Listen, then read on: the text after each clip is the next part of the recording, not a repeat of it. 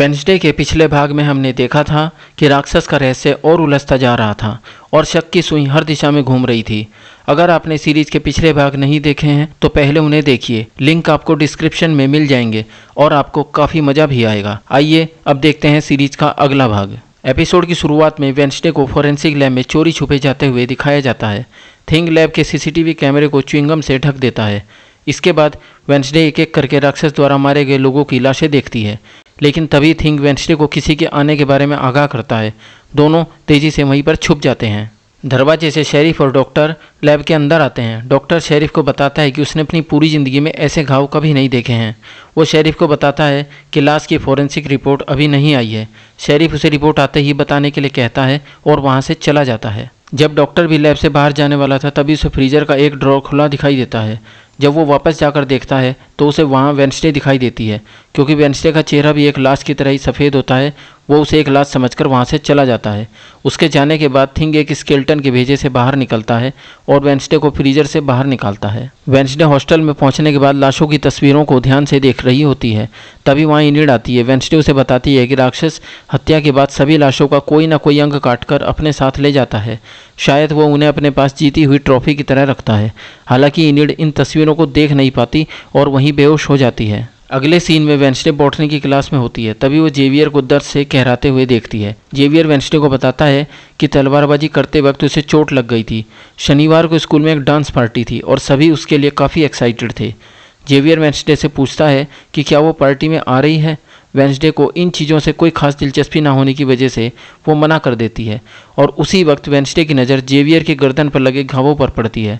वो किसी भी तरह से तलवारबाजी में मिले घाव नहीं लग रहे थे। वेडनेसडे समझ जाती है जेवियर उससे कुछ छुपा रहा है। क्लास खत्म होने के बाद वेडनेसडे उसका पीछा करती है। वेडनेसडे को जेवियर जंगल में एक अजीब से केबिन से बाहर आते हुए दिखता है। जेवियर के वहाँ से जाते ही वेडनेसडे उस केबिन के अंदर जाती है। वहाँ उसे उस राक्षस की बहुत सी पेंटिंग्स दिखाई देती हैं। वेडनेसडे कुछ पेंटिंग्स अपने साथ रखती है और केबिन से बाहर निकलती है, पर तभी जेवियर वहाँ आता है। खुशकिस्मती से उसने वेडनेसडे को केबिन से बाहर आते नहीं देखा था। वो वेडनेसडे से पूछता है कि वो यहाँ क्या कर रही है। वेडनेसडे उससे कहती है कि वो उसे ढूंढते हुए यहाँ तक आई थी। जेवियर उसे बताता है कि यह केबिन उसका खुद का बनाया हुआ आर्ट रूम है। प्रिंसिपल से परमिशन लेकर ही उसने इस आर्ट रूम को बनाया है। वेडनेसडे उसे अंदर से देखने की इच्छा जाहिर करती है, पर जेवियर अंदर सब चीज़ इधर उधर पड़ी है कहकर बात को टाल देता है। इसके बाद जेवियर वेडनेसडे से पूछता है कि वो उसे क्यों ढूंढ रही थी। वेडनेसडे होमवर्क का बहाना बनाने की कोशिश करती है, लेकिन जेवियर उसके झूठ को पकड़ते हुए कहता है कि आज तो टीचर ने होमवर्क दिया ही नहीं। कुछ पलों के लिए वेडनेसडे शांत हो जाती है। उसे कुछ सूझ नहीं रहा था, पर तभी जेवियर कहता है कि वो ज़रूर उसे डांस के लिए पूछने आई होगी। वेडनेसडे बात को छुपाने के लिए हाँ कर देती है।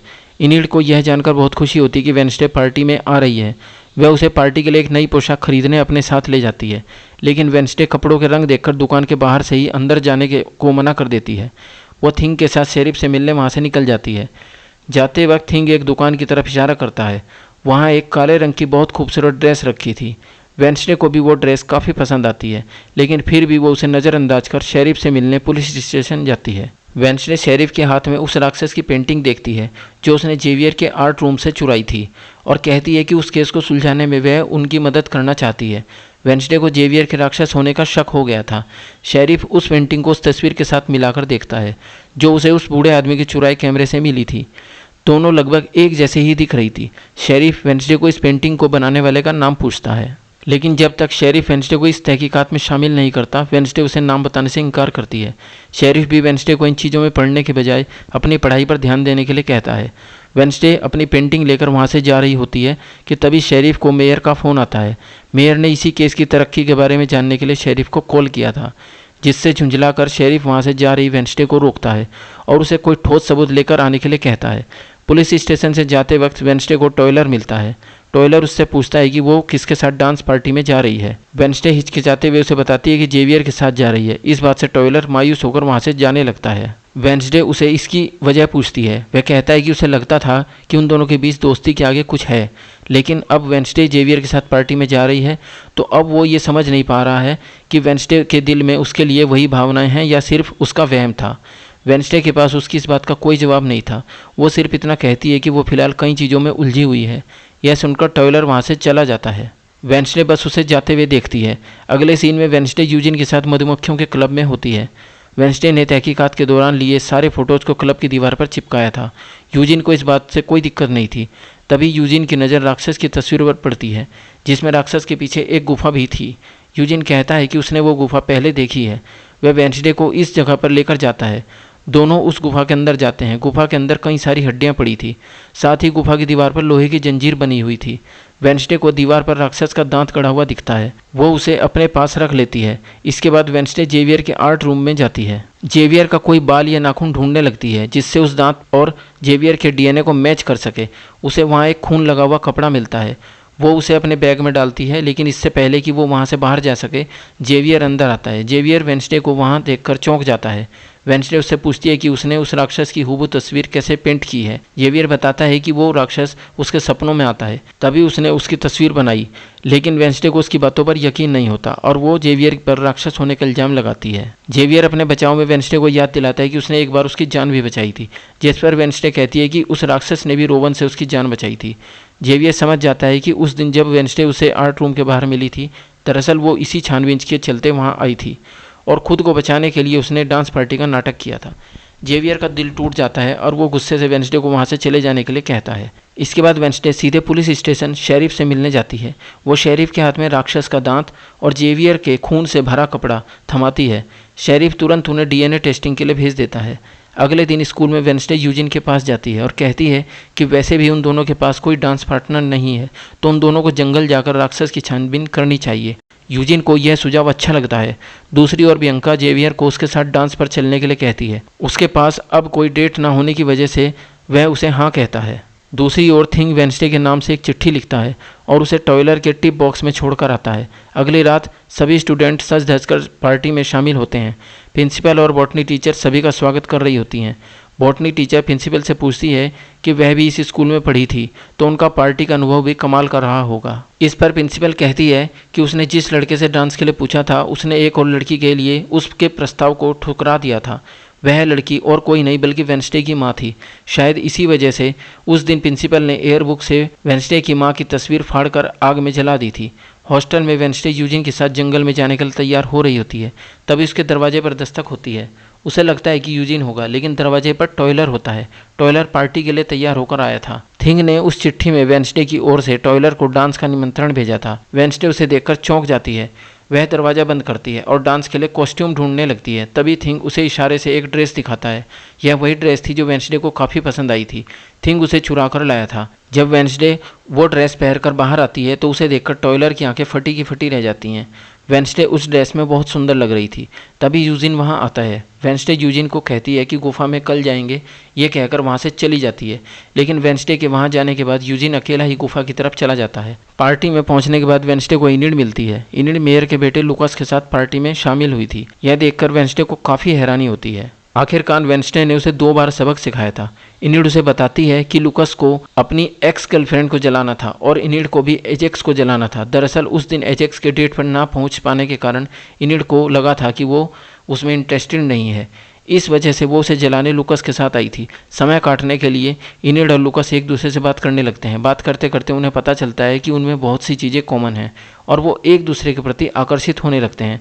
इसके बाद डांस शुरू होता है। वेंसडे अपने ही अंदाज में नाचना शुरू करती है। सबको वेंसडे का यह अजीब डांस बहुत पसंद आता है। वेंसडे का टॉयलर के साथ पार्टी में आना जेवियर को काफ़ी खटक रहा था।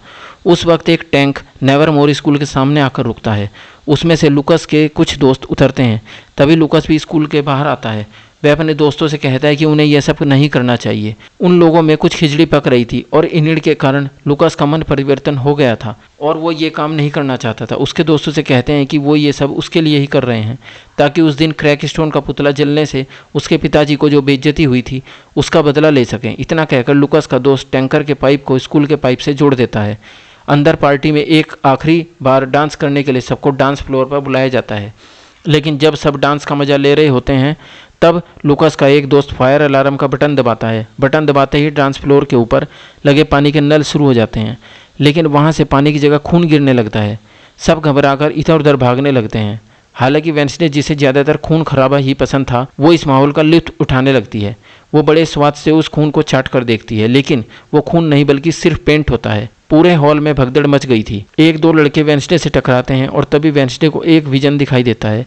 वो देखती है कि यूजिन जंगल में है और उस पर राक्षस हमला कर रहा है। वो तुरंत जंगल की तरफ रवाना होती है। टॉयलर और जेवियर भी भगदड़ में एक दूसरे से टकराते हैं। टॉयलर जेवियर से वेंसडे के बारे में पूछता है, लेकिन पहले से चिढ़ा हुआ जेवियर उससे बदतमीजी से बात कर वहाँ से चला जाता है। इनिड को भी यह पता चल चुका था कि यह सब लुकास और उसके दोस्तों का किया जा रहा है। लुकास की बातों से ऐसा लग रहा था कि उसे उसके किए पर पछतावा है, लेकिन उसके दोस्त इनिड का मजाक उड़ाने लगते हैं। तभी एजेक्स वहाँ आता है और इन सबको वहाँ से भगा देता है। इनिड उसे बताती है कि वो उसे चाहती है, उसके साथ डांस पर भी आना चाहती थी। वह यह भी बताती है कि वह बस उसे जलाने के लिए लुकास के साथ यहाँ आई थी। एजेक्स भी उसे बताता है कि वह गलती से ही अपने सांपों से पत्थर बन गया था और इस वजह से उससे मिलने नहीं आ सका, लेकिन उसे यह बात इनिड को बताने में शर्म आ रही थी, इसलिए उसने यह बात इनिड को पहले नहीं बताई थी। वहीं दूसरी ओर जंगल में यूजिन देखता है कि कोई गुफा के पास खड़ा है। यूजिन जो कुछ भी देख रहा था उसे वॉइस रिकॉर्डर में रिकॉर्ड कर रहा था। गुफा के पास जो कोई भी था उसने गुफा को आग लगा दी थी और वहाँ से जाते जाते यूजिन को भी देख लेता है।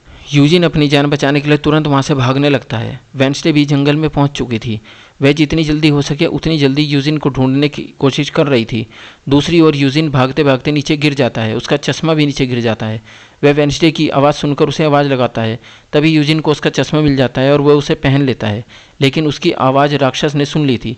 इससे पहले कि वेंसडे उस तक पहुँच पाती, राक्षस अपना काम कर वहाँ से भाग चुका होता है और यूजिन को मौत के कगार पर छोड़ यह एपिसोड यहीं समाप्त हो जाता है। नेवरमोर के अंदर दबे ये रहस्य सुलझने से पहले और कितना खून मांगेंगे जानने के लिए इसका अगला भाग देखना ना भूलें।